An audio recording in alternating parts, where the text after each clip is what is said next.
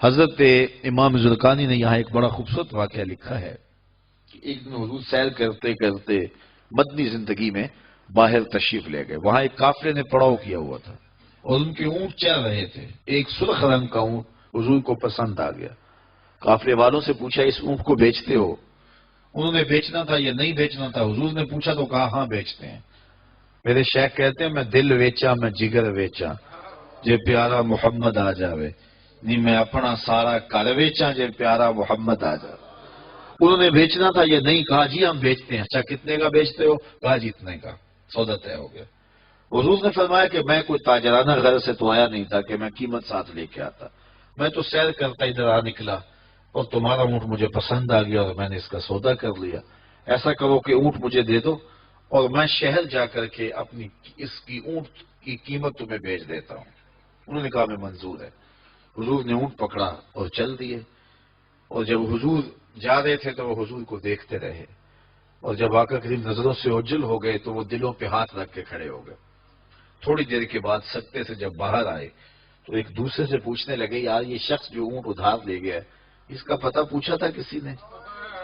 جب کسی کو نقد سودا دیا جائے تو اس کا عطا پتہ پوچھنے کی ضرورت نہیں ہوتی. اور جب کسی کو ادھار دیں تو یا آپ اسے جانتے ہو یا درمیان میں کوئی ضامن ہو یا کوئی چیز گروی رکھی جائے. اور کہا ایک شخص آیا تم نے اس کو اونٹ دے دیا اس کا پتہ بھی نہیں پوچھا. اس نے کوئی درمیان میں ضامن میں نہیں دیا. تم نے کوئی شے بھی گروی نہیں رکھی اس کی. تو یار تم سب کی عقل پہ پردہ آ گیا. اس کا پتہ تو پوچھ لیتے. قیمتی اونٹ لے گیا. ایک بولا یار جب وہ باتیں کرتا تھا منہ سے پھول جھڑتے تھے. اذا تکلم رؤیا کالنور یخرج من بین ثنایا ہو. کہا میں تو اس منظر کو دیکھتا رہ گیا. دوسرا کہنے لگا یار جب وہ جو ہے وہ مسکراتا تھا سامنے والے پہاڑوں پہ عکس پڑتا تھا. اذا ضاحک یتلالع فی الجدر. تیسرا بولا یار میں تو اس کی آنکھیں ہی دیکھتا رہ گیا. کیا خوب سجن دیاں اکھیاں نے, کیا خوب سجن دیاں اکھیاں نے جویں پل کے سرائیاں رکھیاں نے. تو اجے میرا یار نہیں ڈٹھا جنوں ویکھ کے چند شرماوے. ادھی راتی دن چڑھ جاوے جیو رخ تو نقاب اٹھاوے. تے جے او نکلے سیر کرن نو سارا گلشن سیس نواوے.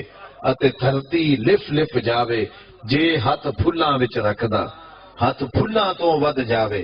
نین نشیلے مست رسیلے وچ سونا کجل سہاوے. اکھ اگڑے تے انج پیا جاپے جویں میں خانہ کھل جاوے. توبہ توبہ حسن سجن دا چال نہ چلی جاوے.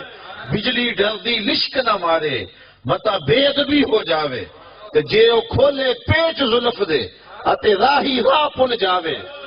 توبہ توبہ حسن سجن دا چال نہ چلی جاوے. علم خدا نے اینا دتا عقلاں وچ نہ آوے. عقل خدا نے اینی دتی علماں وچ نہ آوے. کی اعجاز نظر وچ او دی جو آوے وک جاوے. خلق او دے نے مولئی دنیا کوئی ورلائی جان بچاوے. آزم ایڈا سونا ماہی سانو کدھرے نظر نہ آوے. انہوں نے کہا جو بھی ہوا تم اس کے حسن میں کھو گئے اور وہ قیمتی اونٹ اپنے حسن کا جادو جگا کے تم سے ہتھیا کے لے گیا.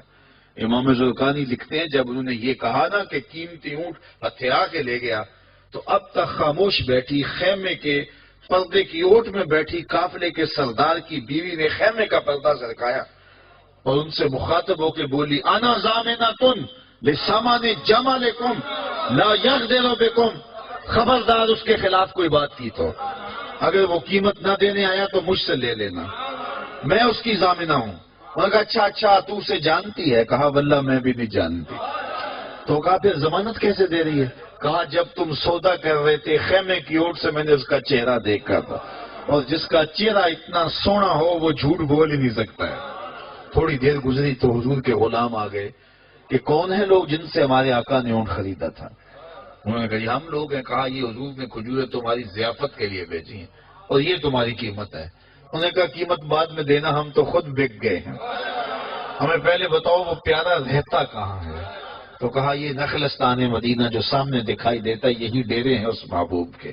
تو امام زرقانی لکھتے ہیں سارا قبیلہ, اس قبیلے کا نام تھا وفد طارق, وہ سارے کا سارا وفد طارق اٹھا اور مدینہ المنورہ پہنچا اور حضور کے قدموں میں جا کے بیٹھ گیا. تیری تک کے ادامہ میں مرید ہو گئے.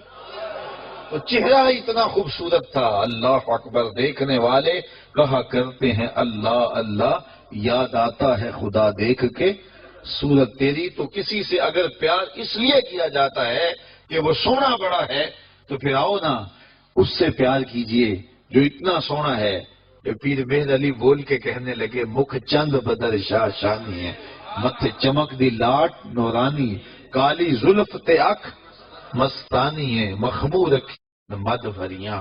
اعلیٰ حضرت بریلی سے بول رہے ہیں، ذرا لہجہ دیکھیے کتنا خوبصورت ہے۔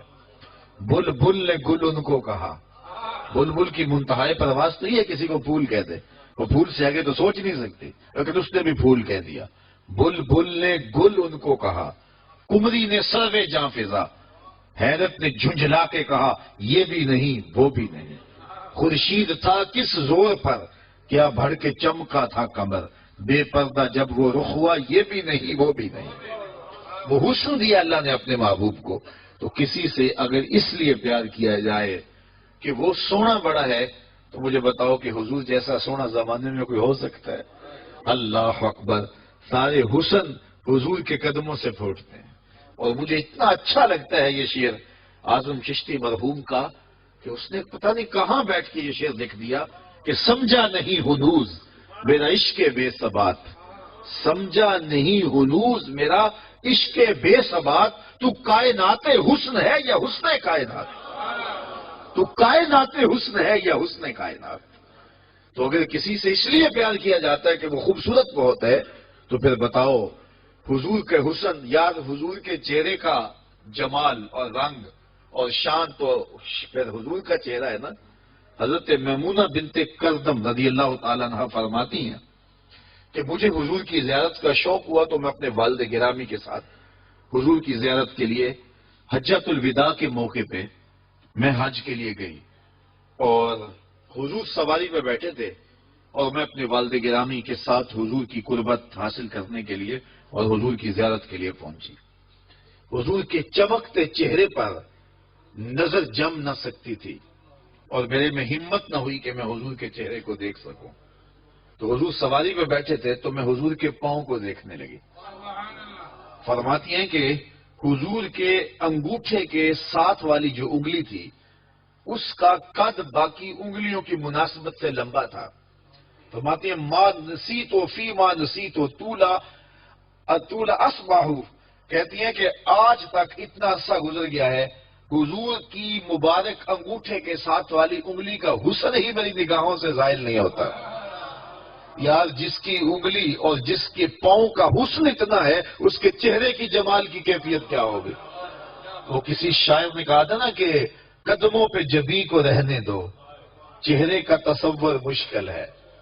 قدموں پہ جبیں کو رہنے دو، چہرے کا تصور مشکل ہے، جب چاند سے روشن ایڑی ہے رخسار کا عالم کیا ہوگا؟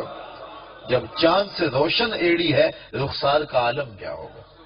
تو حضور علیہ السلام کے حسن اور حضور کے جمال کی وجہ سے اگر پیار کیا جائے تو پھر مجھے بتاؤ کہ حضور علیہ السلام سے بڑھ کر کائنات میں حسین کون ہو سکتا ہے، خوبصورت کون ہو سکتا ہے؟ تو اس لیے ہماری محبتیں اور ہماری عقیدتیں حضور کی بارگاہ میں دست بستہ حاضر ہوں۔ اب کسی سے اگر پیار کر لیا جائے تو اس پیار کے تقاضے کیا ہیں؟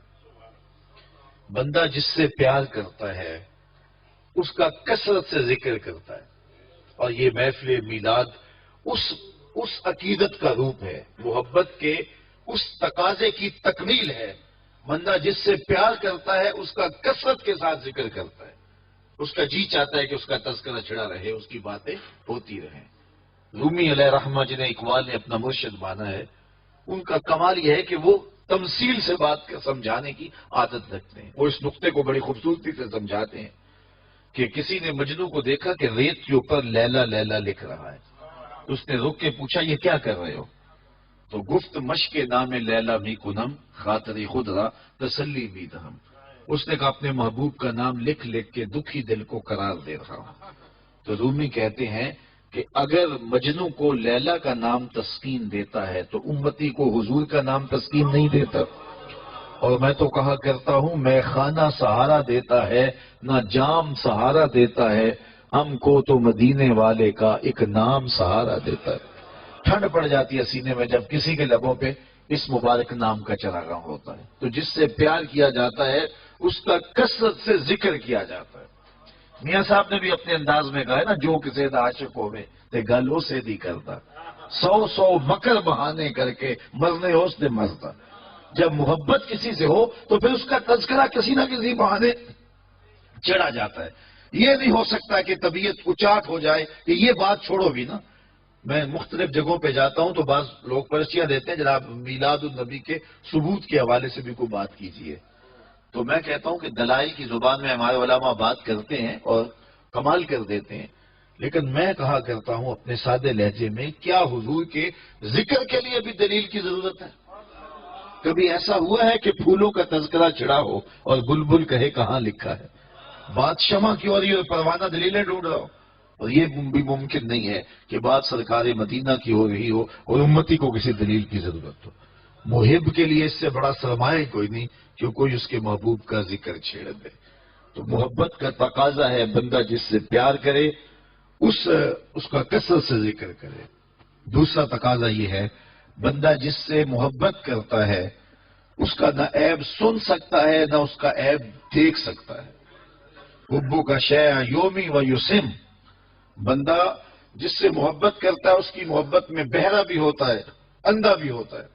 اس کی محبت میں جو ہے وہ نہ اس کا عیب بیان کر سکتا ہے، نہ اس کا عیب سن سکتا ہے، نہ اس کو اس کا عیب دکھائی دیتا ہے۔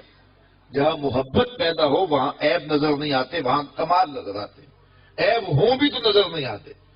رومی علیہ رحمہ فرماتے ہیں، وہ اس کو بھی ایک تمثیل سے سمجھایا کہ بادشاہ وقت نے لیلا کو دربار میں بلا لیا اور کہا کہ تیرے حسن کا بڑا شعلہ ہے، تو نے ایک شہزادے کو حواس باختہ کر کے رکھ دیا، اور حتیٰ کہ اس کا تشخص اور نام بھی بھول گیا۔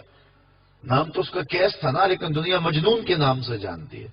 وہ کسی نے کہا تھا تیری محفل میں آ کے بدنام ہوئے، نگاہ زمانہ میں بے نام ہوئے، تو نے وعدہ کیا تھا بچھڑیں گے نہ ہم، تیرے ہی ہاتھوں سے نیلام ہوئے۔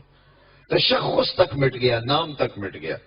کہا تیری آنکھوں میں کون سا جادو ہے کہ تو نے ایک شہزادے کو حواس باختہ کر دیا؟ مجھے تو تیرے میں کوئی کمال نظر نہیں آیا، تیرے سے زیادہ میری لوڈیاں خوبصورت ہے۔ گفت لیلا را خلیفہ کاں توئی، کس تو مجنو شد پریشان و غوی، از دیگر خوباں تو افزون نیستی، گفت خامش چوں تو مجنو نیستی۔ بادشاہ نے بلا کر کے لیلا کو کہا کہ کون سا جادو ہے تیری آنکھوں میں؟ تیرے سے تو زیادہ میری لونڈیاں حسین ہے، مجھے تو کوئی کمال نظر نہیں آ رہا۔ تو لیلا نے 2 لفظی جواب دیا، گفت خامش، کہا بادشاہ چپ کر جا، چوں تو مجنو نیستی، تو کوئی مجنو تو نہیں نا۔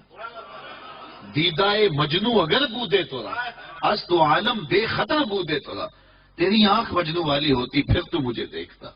تو ہوش دارو لیک مجنو بے خودست، در طریقے عشق بیداری بدست۔ تو ہوش والا ہے اور مجنو ہوش کو چھٹی دے کے آیا ہے، اور اس کوچے میں ہوش کی پونجی چلتی نہیں ہے۔ تو رومی کہتے ہیں کہ اگر لیلا کو دیکھنا ہے تو مجنو کی آنکھ چاہیے، اور مصطفیٰ کریم کو دیکھنا ہے تو ابو بکر کی آنکھ چاہیے۔ اگر وہ نگاہ ہوگی تو کبھی ہو ہی نہیں سکتا کہ کوئی عیب دکھائی دے، اور یہ تو ذات وہ ہے جہاں عیب ہے ہی نہیں۔ محبوب میں تو عیب ہو بھی تو نظر، اور یہ وہ ذات ہے خلقت مبرئا من کل عیب، یہاں تو عیب نام کی چیز ہی کوئی نہیں، بلکہ میرے امام بولے وہ کمال حسن حضور ہے کہ گمان نقص جہاں نہیں۔ نقص تو بڑی دور کی بات ہے، یہاں نقص کا گمان بھی نہیں ہے۔ یہی پھول خار سے دور ہے، یہی شمع ہے کہ دھواں نہیں۔ ہر پھول کے ساتھ کانٹا ضرور ہوتا ہے اور ہر شمع کے ساتھ دھواں ضرور ہوتا ہے، لیکن حسن رسول وہ پھول ہے جس کے ساتھ کانٹا نہیں ہے، اور وہ شمع ہے جس کے ساتھ دھواں نہیں ہے۔ تو جہاں محبت پیدا ہوتی ہے وہاں عیب ہو بھی تو دکھائی نہیں دیتا، اور جو میرے اور آپ کے آقا و مولا ہیں وہ تو ہیں ہی سراپا کمال۔ اللہ اکبر، ہمیں اس پہ ناز کرنا چاہیے کہ ہمیں حضور عطا کیے گئے۔ خدا کی قسم حضور کی ذات وہ ذات ہے، میں نے کتب میں پڑھا ہے 12 نبیوں نے آرزو کی ہے کاش ہم حضور کی امت سے ہوتے، نبیوں نے تمنائیں کی ہیں آرزو